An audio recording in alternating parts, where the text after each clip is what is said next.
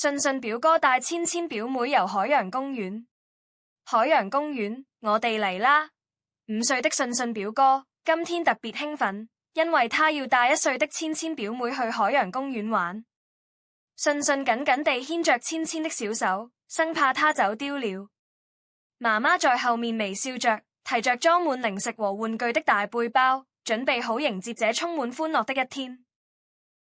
來到海洋公園，信信迫不及待地拉着芊芊去坐纜車。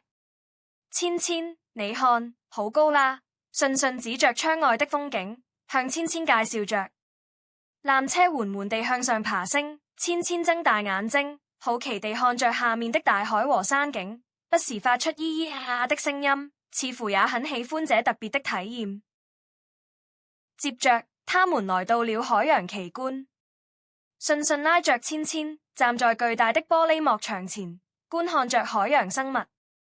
各種各樣的魚兒、海龜和鯊魚在他們面前游來游去，讓他們目不暇給。芊芊指着一條可愛的小丑魚，興奮地拍着手，信信也跟着他一起歡呼雀躍。下午，他們一起觀看了精彩的海豚表演。海豚在水中跳躍、翻滾，做出各種高難度的動作，贏得觀眾們的陣陣掌聲。信信看得目不轉睛，芊芊也跟着大家一起拍手。雖然他還不太懂，但也被現場熱烈的氣氛所感染，非常開心。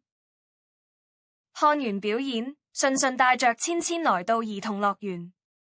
信信在滑梯上滑下來，玩得不亦樂乎。芊芊還太小，媽媽就抱着她玩搖搖馬，讓她感受搖晃的樂趣。他們的臉上都洋溢着快樂的笑容，享受着這美好的時光。玩了一整天，信信和芊芊都累得睡着了。信信靠在車窗上，芊芊則依偎在媽媽的懷裡。他們的臉上都帶着滿足的笑容，夢裡一定還在回味着今天在海洋公園的快樂時光。這一天將成為他們童年裡最美好的回憶。